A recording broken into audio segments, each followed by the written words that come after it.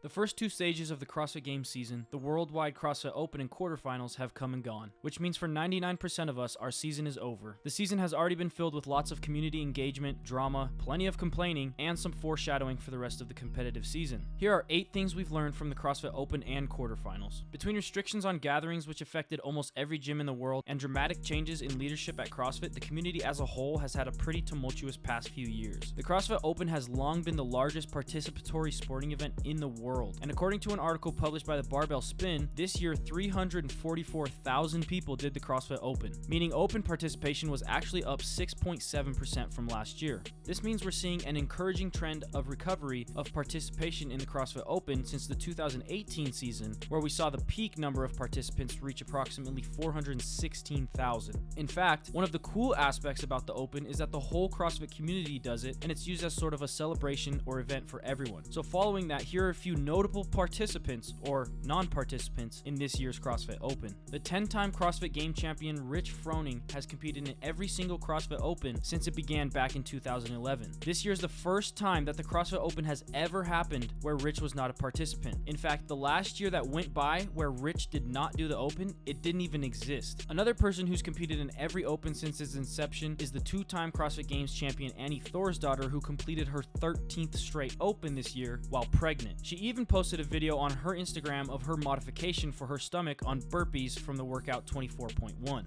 The current CEO of CrossFit, Don Fall, also participated in the Open, and the former head of media for CrossFit and podcaster Sevan, who was absolutely titillated to do the Open this year. I am signing up for the Open this year. I am so excited. I am so scared, not excited, anxious, titillated.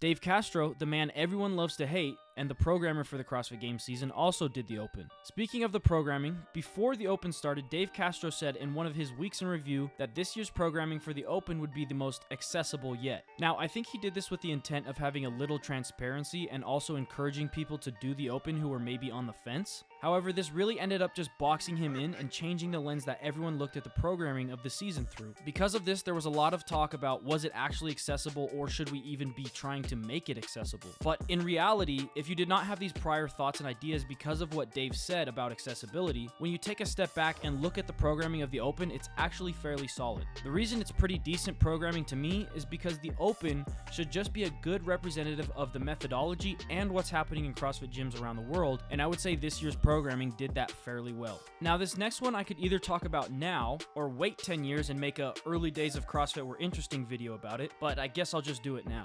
Usually the best part of the Open is the Open announcements. Typically this is where they bring in some CrossFit Games athletes, announce the workout, and get going. But this year CrossFit tried adding a little twist to these. They brought the athletes together a day before the Open announcement to do 3 workouts for a little friendly competition to win a golden barbell, where the last of these 3 workouts would actually be the 24.1 Open announcement. The first workout they did was the day before the Open announcement, where they paid homage to a very early video from CrossFit's history with the workout Nasty Girls. They actually even ended up keeping the old school low rings like they did in the original Nasty Girls video. This was actually a pretty cool watch and was posted as a standalone video on CrossFit's YouTube. The second workout in this little competition is where things got interesting. For some reason, they decided to do the second of 3 workouts on the same stream as the actual announcement for 24.1, and they were going to have the athletes do the second workout just before doing the real Open announcement. This ended up creating a huge mess. The first issue it created was everyone watching the live stream thought that the workout they were doing on the Open announcement live stream was the Open workout. If your stream is Open announcement and you have people doing a live workout that's not the Open announcement, people are going to get confused. The second issue it created is that because the athletes were all about to do the real Open announcement like 10 minutes later, they all collectively decided to just do one lift every 20 seconds and made it extremely boring to watch. While I applaud the idea of what they were trying to do, the execution of this was not very good. Oh, and also, this barbell's brown, not gold. Jonne Koski won both the Open and Quarterfinals worldwide this year. Since the beginning of this season format in 2021, Koski is the only man to win both of the first 2 stages of the CrossFit season. And to do something like this amongst an insanely huge field that is the Open and quarterfinals is unbelievably impressive. And it's even more impressive because it's Jonne Koski. You see, Jonne Koski has a history of being the best guy at out-of-the-gym workouts at the CrossFit Games. Those types of skills, combined with what seems to be an extreme in-the-gym fitness that he's showing us in Open and quarters this year, could mean he's going to have a very successful year at the CrossFit Games. There was a lot of talk about the 6-time champ Tiaumi's ability to come back this season after giving birth last year, and this talk was only heightened by the wrist injury she was dealing with during the Open. In fact, Tia was actually supposed to do the 3rd and final Open announcement at her gym in Tennessee, but pulled out because of the issue with her wrist. She ended up taking it easy on the 3rd Open workout, taking 11,000th in the world, but was still good enough for her to be in the top 25% from the Open and move on to quarterfinals. With the extra rest and time to heal her wrist, Tia came out swinging in quarterfinals. Before the score adjustments, which we'll get to in just a second, Tia was sitting in 1st place overall with a 3rd, 4th, 1st, and 5th place finish. Tia just absolutely destroyed not only a bunch of games athletes, but a huge field of thousands of people with tons of potential for outliers, and her lowest place finish on any of these 4 events in quarterfinals was 5th place. Not only has she returned to form after giving birth last year, but it also seems that her wrist injury is not going to be an issue.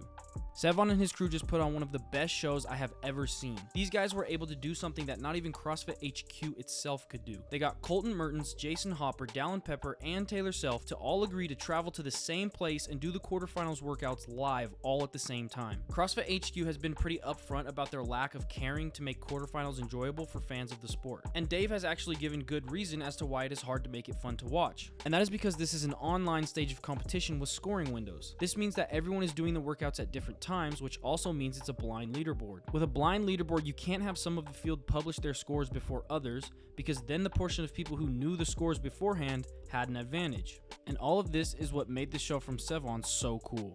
These guys put their scores on the line in front of everyone and put on a great show, including live workouts, smack talk, and even having money on the line from sponsors. Jason Hopper even got the world record for the first workout, which is insane. Everyone knew his score, could game plan to beat it, and still couldn't catch him. Overall, this was an awesome show, and in fact made me a little concerned that Sevan's team, with only 28,000 subscribers on YouTube, could put on something so awesome, all while CrossFit's YouTube, with a much larger reach, was sitting there doing nothing.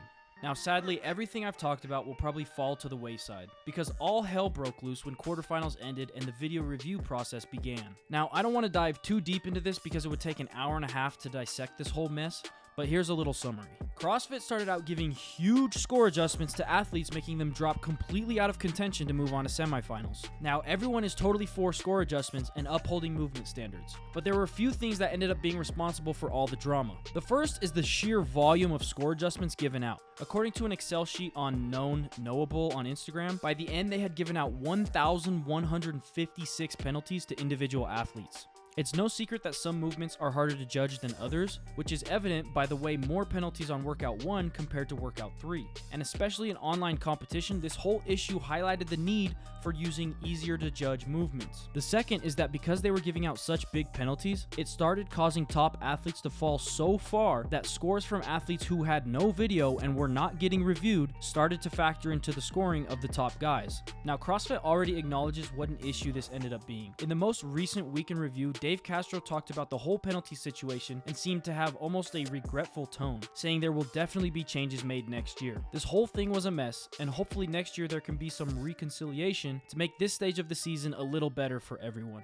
This year's Open and quarterfinal stages gave us some really interesting moments, a lot of great content, and some things to speculate about going into the semifinal stage of competition. Some notable performances by familiar faces atop the leaderboard, and some outside personalities that brought even more eyes to the 2024 season. And of course, some athletes that were unfortunately not going to be able to see showcase their training from the past year. Overall, the rest of the season is shaping up to give us some great storylines that we can take into the games in Fort Worth. Let me know in the comments if there was anything else that stood out to you about the first 2 stages of competition, and thank you for watching.